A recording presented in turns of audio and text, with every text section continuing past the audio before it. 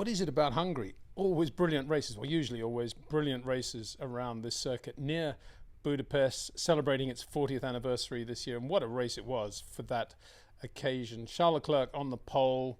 You could argue maybe qualified out of position. We'll get onto that in a second. Two McLarens banked up behind him. Charles made a perfect start. Brilliant start. Didn't have to do any defence at all. Got onto the racing line relatively quickly. And Bob's your uncle. He was off into the, I was going to say into the distance. It looked for the first phase of the race that it was going to be a Charles Leclerc Ferrari race. Win at the slowest possible speed. Come in at the correct moments for the two-stop strategy. McLarens would have to do the same. And he would win. Yeah, well, that didn't happen, did it? It was a complicated race in that there was so much going on, different strategies, Lando against Oscar, and of course Charles against the two of them. So what I'm going to do is just pick some highlights, and I think they will hopefully tell the story of how this race was won and indeed lost. So let's start initially from Lando Norris's perspective, because he did win the Hungarian Grand Prix. Making up, you could say more than making up, well, certainly making up for what happened last year when, of course, he had to give the win, obliged to give the win from team orders to Oscar Piastri. And indeed, on the first corner, had to turn the steering wheel to the left in the middle of a right-hander to avoid Oscar, who came down the inside and nearly T-boned him. Had a bit of a cameo of that later in this Grand Prix as well. But Lando made a pretty good start. He was quick off the line, on the grippy side of the grid. He was P3, of course. But he got boxed in down the inside. And as a result, George Russell got past him. So he was kind of in the traffic and a little bit lost in the early laps of the race. He had the pace over George, but he did a very good job there, I think, initially of looking after his tyres and generally thinking about the race end, thinking about the end of the race in those first 10 laps of the race. And I think there was a telling moment when Lando's race engineer got onto the radio when he was battling with George and said, Lando, the wide line through turn 2 is probably better than what you did just then. Actually, what he did the previous lap, I thought looked really good. Early corner, really impressive. But anyway, they said the wide line is quicker, and I think it is quicker around turn 2. There's a lot more grip in the middle of the road there. And Lando, instead of doing a Charles Leclerc, or perhaps even a George Russell, and saying, let me drive the car, don't tell me how to drive, sort of thing, said in his own laconic way, well, yeah, but I'm not really worried about turn 2. It's the last 3 corners I'm worried about. And I thought that moment encapsulated the way Lando Norris drove this Hungarian Grand Prix and how good he was. There was never a moment when he was frenetic.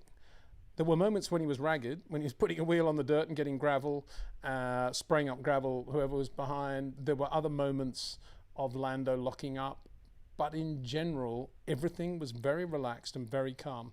And you don't often see Lando in any other mode than that. And you don't often see Lando doing, well, you never see Lando doing desperate things, trying to overtake people either. Everything is a clean pass, and he's really rhythmic when he's got a free track in front of him. And so it was that because he was kind of delayed in the early phase of the race, and because the race appeared to be between Charles Leclerc and Oscar Piastri, and they were racing off one another, chiming off one another, and we'll get onto that in a minute in terms of their strategy, Lando, when his race engineer got on the radio and said to him, we're thinking about a one-stop strategy, Lando, what do you think? I love the way he just said, yeah, give it a go, give it a go. That was also what won him the Hungarian Grand Prix, in my opinion, because very, very calm. Very, very, yeah, let's see what happens. Okay, I'll drive the race, we'll see what happens. Very good time management when he needed to do it. Concerned about traffic, because it's very easy to think about being blocked or being held up by somebody for too long. That shouldn't happen today with the GPS they have and all the radio transmissions they have. The problem in Hungary is that if you catch somebody going into, say, turn 6, it's then more or less a given that you're not going to get past. He's not going to be able to let you pass, more to the point, unless he's somebody like Isaac Hadjar, who moves right over, very, very good in traffic when he's getting lapped, by the way. Before you have the run down the hill. And that's the problem. That's the problem in Hungary. And Lando did have quite a lot of traffic when he was in the late phase of the race on his one-stop strategy, with Oscar having now made his second stop much quicker on the road. And I think all credit to Lando for not in any way rising to the pressure, for just remaining calm and rhythmic. I use that word to describe Lando a lot, rhythmic. And let Oscar make the mistakes, which he did. We'll get onto that. Well, we'll get onto that now, really, because he did finish second, and it was a McLaren battle. I think this is the first time we've seen, I think it'd be incorrect to say the gloves off, but we've always sort of talked around how having these two guys together is inevitably going to produce fireworks at some point. And even today, you've got to say hats off to Zak Brown for the way he's handled all this. Of course, things would be much more calm and much more stable had they kept Daniel Ricciardo alongside Lando Norris, and they'd still be very successful. They'd still be winning Grand Prix, still be leading the Constructors' Championship, still would have won the Constructors' Championship last year. But anyway, that didn't happen. They've got Oscar Piastri in the car. And until now, it's always been this sort of unspoken thing of, well, you know, we race closely, but we never touch, one car never touches another and all this stuff. And yeah, we all race together as a team. But today, we had the radio question to Oscar. Pretty straightforward. Do you want your strategy to be based on the best possible strategy to beat Charles Leclerc, who at that point was in front of him, or do you want to race Lando? And his response, I don't really care about Charles, I want to race Lando. Wow, that is quite a big thing for a racing driver to say. I don't really care about the win. I think at that point, it's not, I'm putting words in his mouth then, because at that point, I think it was pretty clear that Ferrari are going to be struggling in the back end of the race, and Oscar probably knew that as well. And I think this is potentially, for the fans, a great way to go into the August break, because now we know in the second half of the year what McLaren are all about. Of course Oscar wants to win the World Championship. Of course Lando wants to win the World Championship. They don't really speak about it other than, oh, it's going to be close. And here was that thing coming out in public on the radio. Much more importantly than stuff on the radio, though, was what Oscar was doing on the racetrack. And he was pretty ragged but super quick in catching Lando. And now let's focus on the last 3 laps of the race. I think press pause at this point to remind ourselves that the 2025 Grand Prix car is an unbelievably good car, especially if it's painted orange and called a McLaren. Very high levels of grip, very good balance, very good handling all round, very drivable racing car.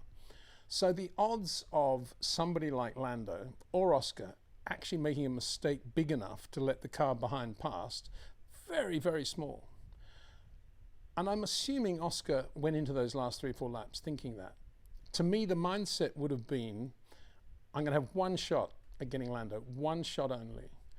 And the way to do that is to look after the tyres for the lap and focus on the last 3 corners and put Lando and get as close as I can on those last 3 corners, particularly as that radio message had come out earlier from Lando saying, forget turn 2, it's the last 3 corners I'm worried about. And of course, the drivers don't hear one another's radio, but of course the engineers do. And I'm betting Tom Stallard would have heard that. So from Oscar's point of view, it should all have been a build-up to doing it all on the last lap of the race, based on a build-up through the last 3 corners of the last 3 or 4 laps. But he was a bit ragged. And 2 laps from the end of the race, he had a big moment coming through the last corner, a big moment, a half moment, lost the back end a bit, had to correct it, and was nowhere near Lando in terms of, even with the help of DRS.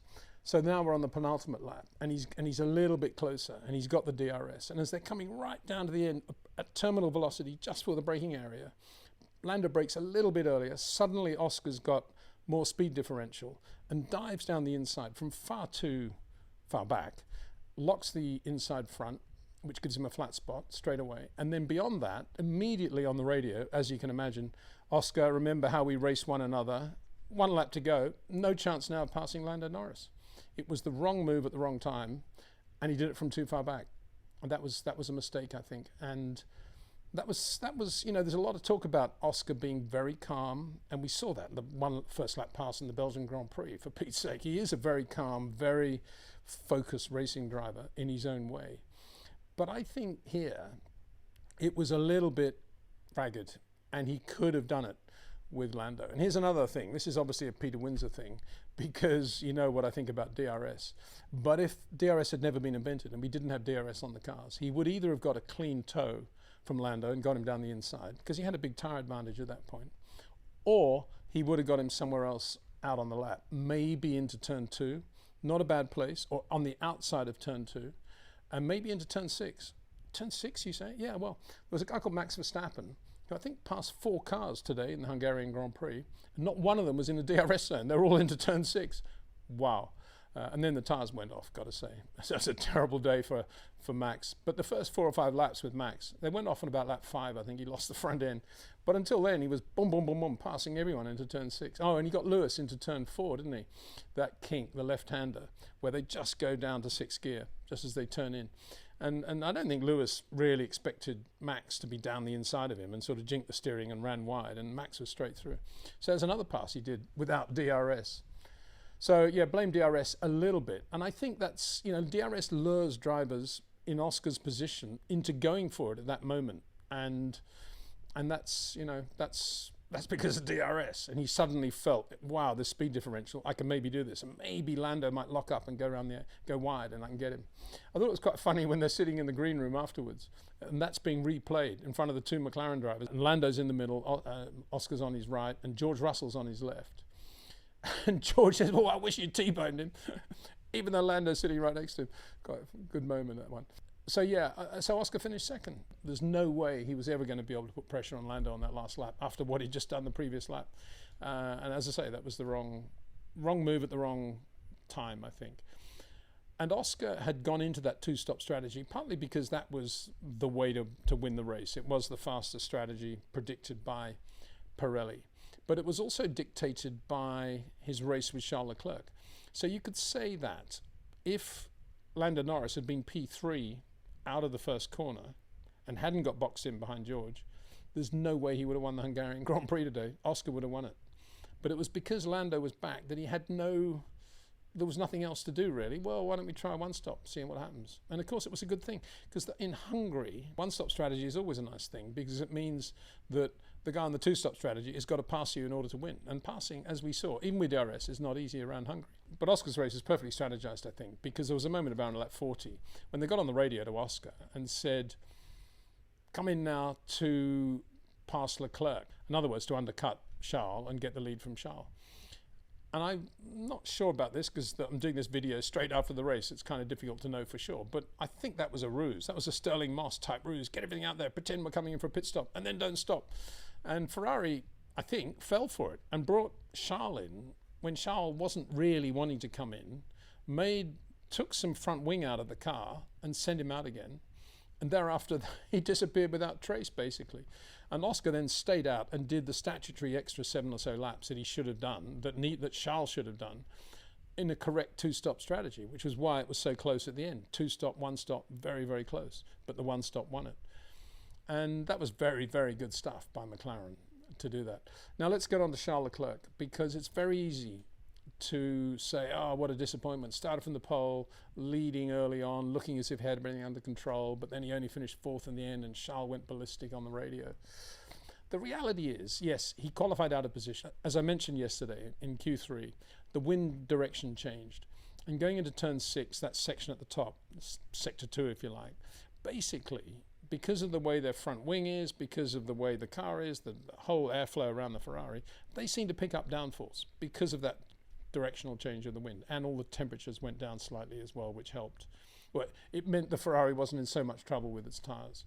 And Charles took full advantage of that, as I said yesterday, the way he drives, did a beautiful job, particularly in sector 2, to get the pole. What we needed, of course, were the same conditions for the race, and indeed it was a westerly wind for the race. But there's another factor here, and that is, generally speaking, the Ferrari is quite good on heavy fuel. Qualifying in Hungary to one side. Generally speaking, it's quite good on heavy fuel. And as the fuel gets lighter, they tend to have a problem with traction, particularly on slow circuits like Hungary. And that was what obviously the engineers and everybody could see on Charles' car. Traction was going away. And he was leading at this point. He's leading Oscar Piastri, but Oscar's only 2 seconds behind him. So they brought him in and they put on another set of hard tyres and they took front wing out to try to kill the front so that he could drive with the rear a bit more and look after the rear a bit more. But all it did was just make the car undrivable, because then he had no front end, he lost the front end, he lost the turn-in, and then he was just fighting with no front axle, no rear axle, basically, which is why he said the car is undrivable. And he said on the radio, why don't you let me manage these situations? That is an extension of what I was saying yesterday about Charles' platform. That is what I was saying yesterday about the amount of stuff that Charles has because of the way he drives. He can massage a car, and if he's got a traction problem, yeah, he can try and live with the rear tires. He can play with the way he's rotating the car, and he can play with the throttle application. But what you never ever want to do with a guy like Charles is take away his front end. And that's what they did. And I think that's why he went ballistic. And when Oscar passed him, it was fair enough. You know, Charles just sort of basically moved over. But when he was fighting with George Russell, that was over the top, in my opinion. You know, George didn't need to be saying what he said on the radio. That was classic George to be doing that. But nonetheless, Charles didn't need to be that aggressive either. In the same way, he didn't need to be that aggressive with Max in the Spanish Grand Prix either, on the straight, for Pete's sake. And that is a side of Charles. Everybody asks about Charles Leclerc and how great he is and how well he drives and the pole he got. And they talk about, you know, all this. I talk a lot about the emotional side of Charles, and that is it. You know, he needs to be, in my opinion, he needs to be a bit calmer than that in that situation. Because, yeah, it was a terrible, terrible second half of the race for Charles and Ferrari. But the bottom line is, against the McLarens, and as it turned out, even against George Russell, he did qualify out of position due to that sort of freak wind thing that was going on in Q3 yesterday. And when it came down to it, on a light fuel load, in the back half of the Hungarian Grand Prix, Ferrari were about where they were going to be. So, and all that opens the door, of course, to how well George Russell drove to be P3 for Mercedes. Absolutely superb. I thought he was the driver of the day, really. If I had to give that nomination to anybody, I would have given it to George, because apart from his squealing on the radio about he's moving under braking and all that stuff, I don't think we need to see or hear all that stuff. But the way he drove, and I've done another video about how he's always got that car looking so square to the road and so flat on the road, and that was a classic example today of that. We saw that in the Hungarian Grand Prix. Absolutely superb drive by George, very good overtakes, and always there. You know, whether he's on heavy fuel, on the medium, lighter fuel, he was super quick, and he set fastest lap. Which actually was quite a significant fastest lap, because it was against other drivers on new sets of hard tyres as well. And he did that. So full marks to George for that position. Charles eventually finished fourth, ahead of Fernando Alonso, who I mentioned in that video, very similar to George in the way he has that Aston Martin looking so square to the road and so flat to the road. Great result for Fernando. Seems a long time ago that he didn't run in FP1 because he had a twinge in his back, but great job by Fernando. No doubt he's looking forward to the August break now after that muscle spasm. Gabriel Bortoleto, excellent drive, just qualified well and then raced where he qualified, in effect, in the Sauber-Ferrari, the Jonathan Wheatley Sauber-Ferrari. Brilliant drive by Bortoleto, a Brazilian who's looking incredibly good, isn't he? Lance Stroll in the points, P7 in the other Aston Martin. Max drone round, 2 pit stops, tyres went off far too quickly. The car never really gave him any confidence, but nonetheless, there he was, overtaking people, probably did more overtakes than anybody else in the race. As I say, none of them in DRS, but still only finished 9th. And Kimi Antonelli, Max started the race very, very around Kimi Antonelli and tried different strategies, came in earlier than others and finished around Kimi Antonelli, who was just behind him in the other Merc. Liam Lawson also drove very well, I thought, in the Racing Bull, basically to finish where he qualified 2. And Isaac Hadjar, his teammate, 11. Hasn't had the greatest of weekends, but again, as I say, I'm very impressed with the way his track craft in general, and the way he drives that car. So very good day again for Racing Bulls. And Lewis Hamilton only 12th. Started on the hard tyre. Why not? You are where you are on the grid. But it didn't really work for him. By the time the track was sort of clear of the medium runners in front of him, he was almost ready to come in for his mediums as well. The pace wasn't great. And on the mediums, he picked up a position or two, but it didn't really help. So not a great weekend at all for Lewis Hamilton. At least in Spa, he had a decent race on the back of that horrendous qualifying session, or on the sprint qualifying and the genuine qualifying. So Lewis will go into the August break, having given an extraordinary interview yesterday in the bullpen when he was asked a logical question of, Lewis, you look pretty good in FP3, then it all went away in qualifying. And it looked like he was almost in tears, saying, I did a terrible job, I'm not doing the job, they should get another driver. It's a quote that's, I mean, this for a guy, a 7 times world champion, on the retainer that he's on, to be doing this is, to be saying this, to be feeling like this, even if he was saying it sarcastically and it's got taken out of context, you shouldn't be saying things like that. He should be not answering the question for a start, if that's the answer that he is going to give. And beyond that, he needs to be thinking about why he's not driving as well as he should. And it's all to do, in my opinion, it's all to do with the brand, the money, the whole thing that started at Ferrari of, dressing up in the black kit and the F40, instead of just being ultra focused on just being a racing driver at Ferrari, trying to strip yourself of all that stuff, just enjoying the privilege of being at Ferrari, enjoying your driving, enjoying your racing, and be nothing but a hyper-focused racing driver with none of that other stuff going on. That's what he needs to do over the August break. He needs to strip all that other stuff away. It's almost as if he needs to become poor again, go back to the Rye House days. Obviously, that will never happen, but it's a very difficult thing to do for Lewis, having achieved what he's achieved and being the person that he is now, the brand that he is, to debrand himself and just become a raw, simple racing driver. That's, in my opinion, what it's going to take for Lewis to be right up there where he should be, and I alongside Charles, and maybe sometimes a little bit ahead of Charles. That's where he should be to justify really being there at Ferrari. If he's going to get anywhere near doing that in the second half, it needs to be something as radical as that for Lewis Hamilton, I think. So conclusions as we go into the August break, I've got to say, hats off to McLaren and the job they've done, not only with the car and the development of the car and keeping the advantage they have. Sometimes it looks a bit odd, as it did yesterday in qualifying, but they still managed to get it together in the race. And you got to say, including Hungary, they've done a brilliant job of managing the two drivers and keeping them apart. Yes, it was a big moment when Oscar Piastri locked up with this thing and almost T-boned Lando, almost, very, very close, but it didn't. And as a result of that, Oscar then had to back away and the race went to Lando. And Lando, to his credit, that very neutral approach he has to addressing the race and addressing all the stresses that are around him, we saw that really pay off in Hungary beautifully. And that was a win that, it's a great moment to have a win like that with this 3-week break now. But it's also a great thing to take into the second half of the year, because we now know the difference between the two drivers. Oscar's come out of it. Yep, I'm racing Lando. Lando, a bit of an enigma in that area. Yeah, of course it's going to be close.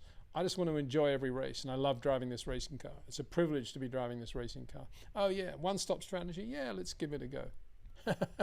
Brilliant, love it. And I think there's another parallel. I'm just going to talk now a little bit about the 86 Hungarian Grand Prix, because that takes us into the Ayrton Senna 98T chassis number 4 REC watch that you can pre-order by following the details below this video. It contains part of the alley from that actual car that Ayrton Senna drove in Hungary in 1986 when he qualified on the pole and finished second. And he was leading the race when Nelson Piquet in the Williams Honda was catching him quite quickly. And going into turn 1, Ayrton was doing a really good job of protecting the inside line by being in the middle of the road and sort of covering all bases. But Nelson, to his credit, went round the outside, opposite lock slide, and took the lead on the outside. And you could say, wow, Oscar Piastri, Lando Norris today. Of course, the difference is that that car in 86, certainly in the case of the Williams, was a sort of 900 to 1,000 horsepower car with not a lot of downforce, massive power, a lot of sliding. Today, the cars are unbelievably quick in terms of grip and downforce and traction and turning and all the things, braking. And it's very, very difficult to do what Nelson did to Ayrton in 1986. So I think we should say, wow, at least it happened. At least we had that era. What a great time that was. What a great pass. And equally, that's why Oscar wasn't able to pass Lando. Nigel Mansell finished third in that 86 Hungarian Grand Prix. And that was a drama in itself, because it really, a bit like Oscar saying, yep, I've got the choice of winning this race, beating Charles Leclerc, or just racing Lando. I want to race Lando. A little bit that pivotal moment also at Williams, because Nelson ran a different Salisbury differential, which Nigel had tried briefly on Friday when the track was very different, and he only did sort of half a session with it. And Nelson then ran it and really liked it, but didn't tell anybody. I think he told Frank Durney, his engineer, and that was about it. And that news never filtered back to the other side of the garage. And that was the first time, therefore, that we had this sort of split between Nigel's side and Nelson's side of the garage. And I'm relating this, of course, to some extent to what we now know in Oscar's mindset there is. And Nigel had the had a much more aggressive diff on the car and kept destroying the rear tyres and got lapped by Nelson by the end of the race. Still finished third, but Nelson had this much more progressive diff. They're both Salisbury diffs, but you could adjust them like that. Before the race, that is. He couldn't do any in-cockpit adjustments as per today. And that, of course, then, that was a very different Piquet Mansell team from there on. This was 86, halfway through their first season together. So yeah, and the other point I think is worth mentioning, apropos the REC watch, black and gold, the last time the black and gold Lotus appeared in Formula 1, 86, is that Johnny Dumfries finished 5th in the other car. The much maligned Johnny Dumfries, because he'd been very good in Formula 3. Ayrton didn't want Derek Warwick in the car, bit too quick, bit too distracting for him. Not too quick, bit too distracting for him to have somebody that professional. And so they hired Johnny Dumfries, good bloke, knew Johnny really well. He was a blue blood Scottish aristocrat, but you never knew that about Johnny, and he always wanted to make it as a race driver. And he began life in his school holidays as a snap-on tool salesman. I remember him coming around to Williams saying, "Oh, I'm the snap-on guy." And we became mates then, and we lived together, lived very near one another in Fulham for quite a long time. Johnny rebuilt his own terraced house just up the road from where I lived, and we had a lot of fun together. Great guy, played on squash as well. But anyway, he got that drive, and it was a little bit like Dave Walker in 72. It was a difficult year, a bit like Michael Andretti when he was alongside Ayrton. But that was a good race for him. P5 in Hungary, Johnny Dumfries, very good. Anyway, there we are. Big thanks to RSC Watches, of course. Don't forget to look in the description below this video for your pre-order. Big thanks to Jetcraft, to OEM Exclusive, to Track Ninja, of course to you, the viewer, for watching. We'll be doing a lot of live streams during the August break, so watch this space, as they say. Looking forward to that, and see you then. Take care.